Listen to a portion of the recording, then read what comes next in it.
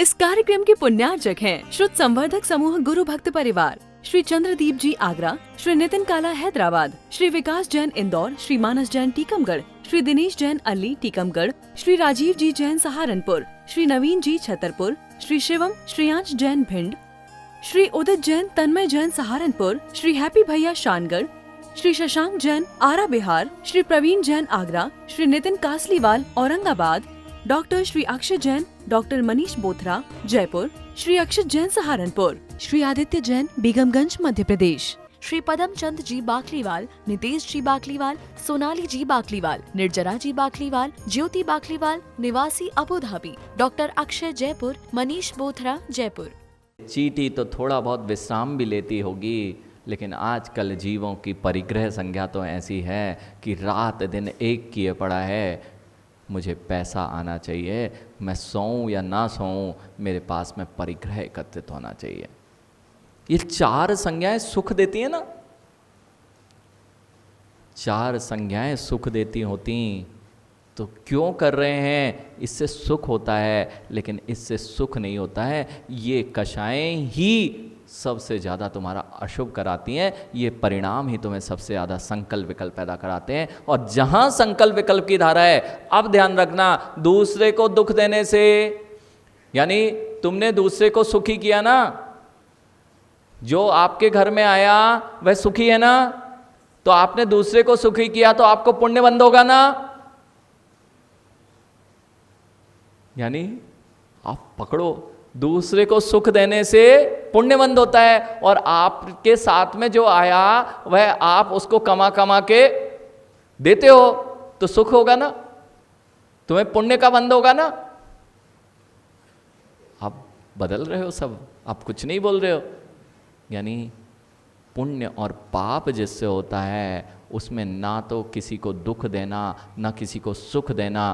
क्योंकि अभी अभी देखा, यदि दुख देने से पाप बंद होता है स्वयं को या दूसरे को, तो मुनिराज सबसे ज़्यादा पाप के भागी हो जाएंगे कि इस लोच में स्वयं को दुख दे रहे हैं और पर को दुख देते हैं। अगर दीक्षा लेने चले गए तो सबसे ज़्यादा दुखी कौन? पाप बंध का कारण कौन बनेंगे? और फिर हम तो क्या चीज़ हैं? सबसे ज़्यादा अगर कोई पाप बंध का कारण बनेगा तो वे तीर्थंकर क्षत्रिय महाराज बनेंगे। क्यों? केवल उनका घर नहीं जुड़ा था उनसे, वे तो शांतिनाथ भगवान षटखंडाधिपति, अरयनाथ भगवान षट, और यदि राजा छोड़ के चला जाए तो दुखी होगी कि नहीं प्रजा? अब प्रजा के तो अनाथ हो जाएगी। तो सबसे ज़्यादा पाप बंध किसको हुआ था? शांतिनाथ, कुंतनाथ, अरयनाथ भगवान को। क्यों? पूरी प्रजा रो रही थी, षटखंड का आधिपत्य छोड़ के जाना। माँ, आपके घर में से किसी की जो मुखिया है उसकी विदा हो जाए ना, तो घर की कैसी स्थिति होती है। ऐसे ही जब षटखंड का अधिपति, कितने सारे लोग दुखी होंगे, और उसका पाप बंद किसको लगेगा? उसका पाप बंद किसको लगेगा? कुछ नहीं बोल रहे अब, सब उन तीर्थंकर प्रभु को लगा ना। तो सबसे ज्यादा पापी इस संसार के कौन? हम लोग अच्छे हैं महाराज जी, हम कितना सुखी रखते हैं अपने परिवार को। काला जी, जो सुविधाएं, सारी की सारी सुविधाएं उपलब्ध करा रखी हैं, हम लोग सबसे ज्यादा पुण्य करते हैं। सत्य ना? अरे आप सुखी नहीं रखते काला जी, आप अपने परिवार को सुखी नहीं रखते। तो सुखी रखते हो तो यदि पूरे परिवार को, समाज को सुखी रख रहे हो तो आपको पुण्य बंद होगा ना। बहुत बढ़िया। तो जितने ये गृहस्थ हैं वे सब पुण्य बंद करते हैं, और जितने मुनिराज हैं ये पाप बंद करते हैं। वाह, बड़ा अच्छा है। अब तो मुनि बनने की जरूरत भी नहीं है। अब तो समझ में आ गया कि पुण्य बंद करना है तो गृहस्थी में चलो, गृहस्थी से पुण्य बंद होगा और मुनिराज बनने से पाप बंद होगा। बहुत अच्छा है, यही तो चाह रहे थे काला जी, सब यही चाह रहे थे जो आपने उत्तर दिया। यानी ना तो इन परिणामों से कि गृहस्थी में किसी को सुख दुख करने से पाप बंद और पुण्य बंद का प्रकरण है, ना ही मुनिराज का सुख दुख स्वयं को देना या दूसरों को दुखी देने से पाप बंद का संबंध है। संबंध यदि पाप और पुण्य प्रकृति का है तो तुम्हारे अशुभ और शुभ भावों से है। यदि संक्लेशता है तो वहाँ पाप बंध है, और यदि विशुद्धि है, राग द्वेष नहीं है, तो वहाँ पुण्य बंध है। विशुद्धि संक्लेष्टांगम चेत स्वपरस्तम सुखा सुखम। विशुद्धि और संक्लेशता ये ही पुण्य और पाप बंध के लिए कारण है। अब देखना विशुद्धि कैसे कहते हैं, महाराज जी 4 टाइम खाना खा लो, क्या विशुद्धि बनती है? होटल में खाना खा के आओ, क्या विशुद्धि बनती है? रात्रि में भोजन करो, महाराज जी आपको पता ही नहीं, आप तो भूखे रहते हो, क्या संतुष्टि मिलती, क्या आत्मा संतुष्ट होती है? बेटा ये संतुष्टि नहीं है, ये कलुषता है। राग द्वेष रूप परिणाम जब अंतरंग में होते हैं, आहार भय मैथुन संज्ञा जब सताती है, भोगों को जीव भोगता है, तो संतुष्टि होती ना, विशुद्धि बनती ना। यानी उसका नाम विशुद्धि नहीं, उसका नाम महाअशुद्धि है, और वह महापाप का कारण होती है। क्यों? आप तो समझदार है ना युवा, ये आप लोग तो मानव कुल में जन्मे हो। सबसे अच्छी बात तो ये कि जितने बुजुर्ग बैठे हैं, जितने बुजुर्ग बैठे हैं, यदि वे जैसे ये 4 युवा बैठे हैं धोती दुपट्टे में, ऐसे धोती दुपट्टा में नहीं बैठ पा रहे हैं, तो अभी उनका बुजुर्गपना बहुत पीछे है। युवाओं से सीखना चाहिए। जो युवा 4 धोती दुपट्टे में पहने हैं, फिर भी हमारे जीवन में हम धोती दुपट्टे पहन के जिनेन भगवान के अभिषेक नहीं कर पा रहे हैं। काला जी केसरिया दुपट्टा और केसरिया कुर्ता, पीला कुर्ता और पीला दुपट्टा, पीले दुपट्टे वालों के साथ में क्या परिणाम है कि जो जीव, ये युवाओं के लिए जरूर अनुमोदना करना चाहिए। बेटा लोग 10-10 बजे तक सो के उठ रहे हैं और तुम जिनेन भगवान के अभिषेक पूजन कर रहे हो, तुम्हारा यही विशुद्धि है बेटा। बाकी तो सब जीवन में अशुद्धि से ही घिरे बैठे हैं, संक्लेशता से घिरे बैठे हैं। किसी से रात भर चैट करेंगे, आप भी करोगे तो आपको भी होगा, ध्यान रखना। क्यों? क्योंकि आहार भय मैथुन संज्ञा के पीछे आदमी क्या क्या नहीं करता है। रात रात भर जाग रहा है, रात रात भर बातें करने में लगा हुआ है, पता चला रात भर क्या किया, बैठे बैठे केवल पाप का आश्रय किया।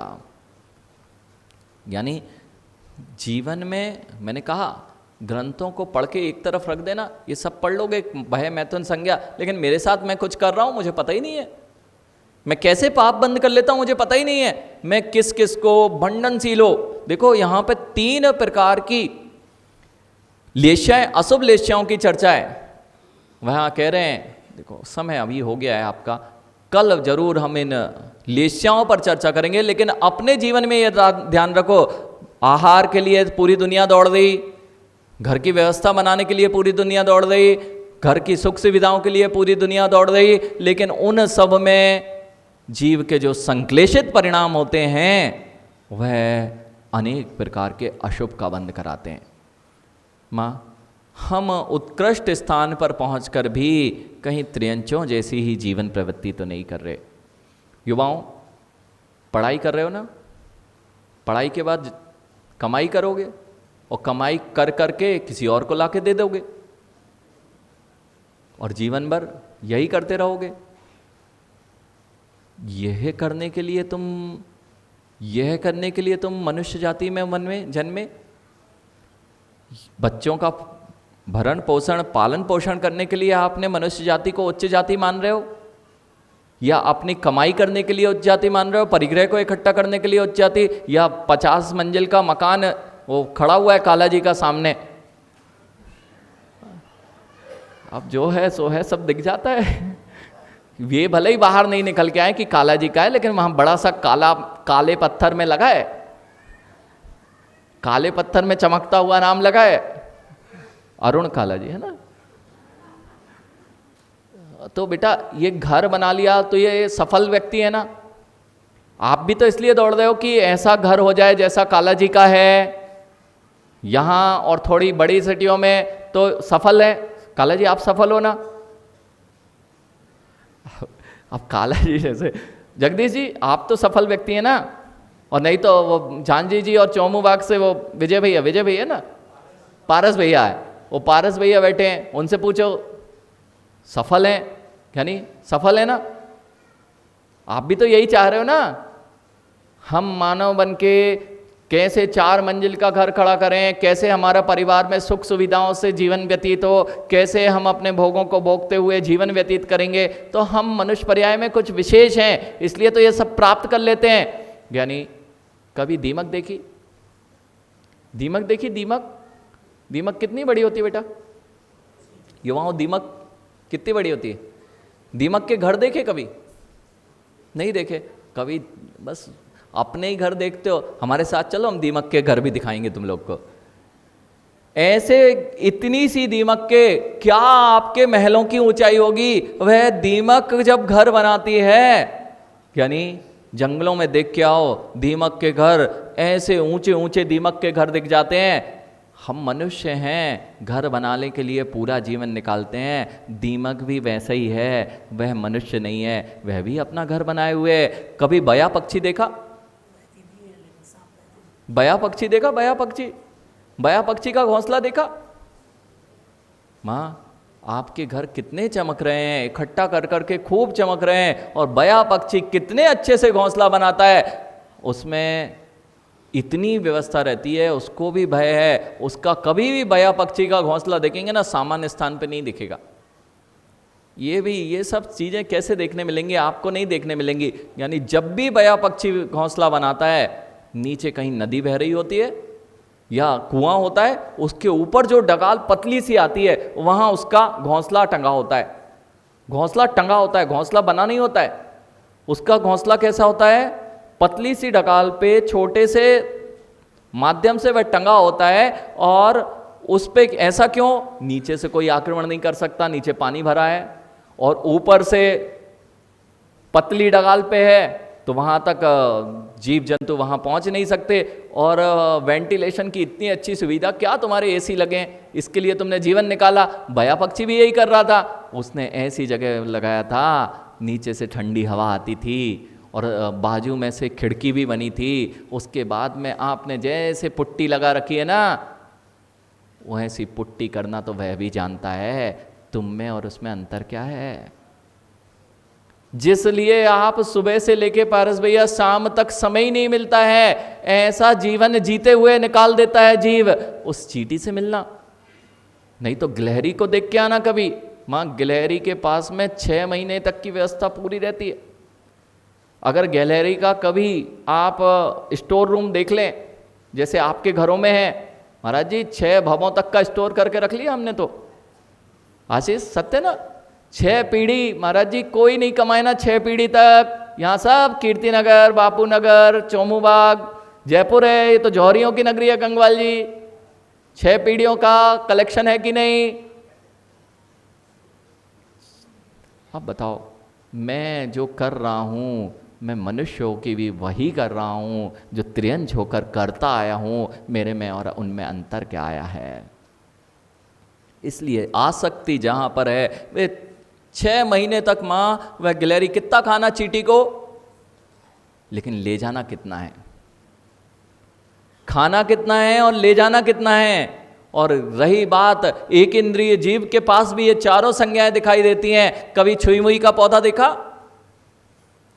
छुई मुई का पौधा भी यदि हाथ लगा दो तो डर जाता है। ये संज्ञाएं मेरे अंदर भी हैं और ये संज्ञाएं उसके अंदर भी हैं। यदि बेल देखी बढ़ती हुई, कभी बेल आपके घरों में यदि बेल चढ़ रही हो ना, तो बेल भी उसी जगह चढ़ती है। यदि गर्म हवा आ रही है ना उधर से, तो उस तरफ बढ़ेगी ही नहीं। वो गर्म हवा आ रही है तो बढ़ेगी नहीं, और यदि उसे धूप मिल रही है तो उस तरफ बढ़ जाएगी। आहार संज्ञा की पूर्ति, उसकी जड़ें उस तरफ जाएंगी जहां पानी बढ़ेगा, वहां भी आहार संज्ञा, वहां भी मैथुन संज्ञा।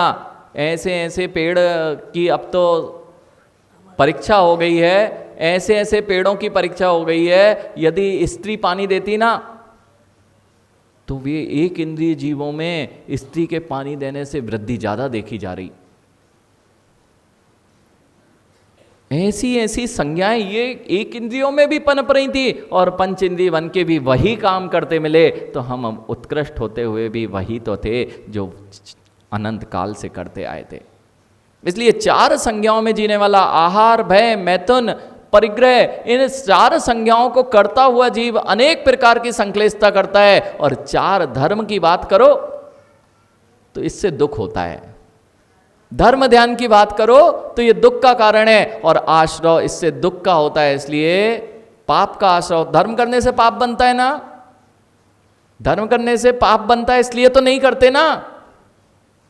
पुण्य बनता होता, ये समझ में आता तो धर्म की क्रियाओं में मन लगता, मंदिर जाने में मन लगता, अथवा जिनेन भगवान के अभिषेक पूजन करने में मन लगता, अथवा ग्रंथों की वाचना करने में मन लगता। अब तो 4 संज्ञाओं के साथ 4 विकताएं कर लो। स्त्री कथा युवाओं, मात्र बाहर का वातावरण जिसे बहुत आनंद मान रहा है, एक दूसरे के सामने जाते हैं तो मात्र अश्लील बातों के अलावा कुछ नहीं होता है। स्त्री कथा में जीवन निकल जाता है। भोजन कथा ज़्यादा हुआ माँ तो अब नहीं कर रहे, तो हम भोजन कथा में लगे हुए हैं। और झांझी जी हम ना तो स्त्री कथा कर रहे, ना महाराज जी भोजन कथा कर रहे, तो हम राज कथा में लगे कि अमुक बांग्लादेश में ये हो गया है और यहाँ पर ये हो गया है, यह काम कर रहे हैं। पता चला कुछ मिलना नहीं, उसको ऐसा कर देना चाहिए, उसको वहाँ बम पटक देना चाहिए, इसको यहाँ बम पटक देना चाहिए। पटकना कुछ नहीं है, लेकिन पाप का बंध जरूर हो गया है। इससे भी ऊपर है तो पारस भैया हम वो भी नहीं करते, हमें राजनीति पसंद नहीं है, हमें राज्य व्यवस्थाएं पसंद नहीं है, तो हम लगे रहते हैं और ये व्यापार में कैसे लाभ हो। कोई सीए तो नहीं बैठा, हाँ वो यही देख रहा है चोर कथा कैसे इधर का उधर किया जाए और कैसे बचाया जाए। और नहीं तो सब लोग यहाँ पे, यानी ऐसा ही जीवन करते करते जीव अनेक अशुभ कर्मों का आश्रय करता है और उसका फल स्वर्गों में भोगता है। सत्य ना? जितनी अशुभ प्रवृत्ति कर रहे हो उसका फल क्या होगा? स्वर्ग के सुख। अरे नहीं बोलोगे? जानते महाराज जी बोल नहीं सकते, सत्य को बोलने के लिए बहुत दम चाहिए, इसलिए मैंने कहा आप सत्य को जानते हो भवनलाल जी। क्या होगा? जितना पाप कर रहे हैं गृहस्थी में उसका फल स्वर्ग के सुख मिलेगा ना। जानते हैं लेकिन करते क्या है? मानते भी नहीं हैं, बोलते भी नहीं हैं, और मान भी जाएं तो प्रियांशु करते वही हैं जो करते आ रहे हैं। एक दूसरे पर राग द्वेष, एक दूसरे पर कटाक्ष, एक दूसरे के प्रति अशुभ भावनाएं, एक दूसरे के प्रति ईर्ष्या भाव, एक दूसरे के पैर खींचना। वो आगे कैसे बढ़ गया उसको नीचे उतारो, वो आगे बढ़ जाएगा, मैं उसके साथ नहीं खड़ा हूंगा। इस कार्यक्रम के पुण्यार्जक थे श्रुत संवर्धक समूह गुरु भक्त परिवार, श्री चंद्रदीप जी आगरा, श्री नितिन काला हैदराबाद, श्री विकास जैन इंदौर, श्री मानस जैन टीकमगढ़, श्री दिनेश जैन अल्ली टीकमगढ़, श्री राजीव जी जैन सहारनपुर, श्री नवीन जी छतरपुर, श्री शिवम श्रेयांश जैन भिंड, श्री उदित जैन तन्मय जैन सहारनपुर, श्री हैप्पी भैया शानगढ़, श्री शशांक जैन आरा बिहार, श्री प्रवीण जैन आगरा, श्री नितिन कासलीवाल औरंगाबाद, डॉक्टर श्री अक्षय जैन, डॉक्टर मनीष बोथरा जयपुर, श्री अक्षित जैन सहारनपुर, श्री आदित्य जैन बेगमगंज मध्य प्रदेश, श्री पदम चंद जी बाकलीवाल, नितेश जी बाकलीवाल, सोनाली जी बाकलीवाल, निर्जरा जी बाकलीवाल, ज्योति बाकलीवाल निवासी Abu Dhabi, doctor Akshay Jaipur, Manish Bothra Jaipur.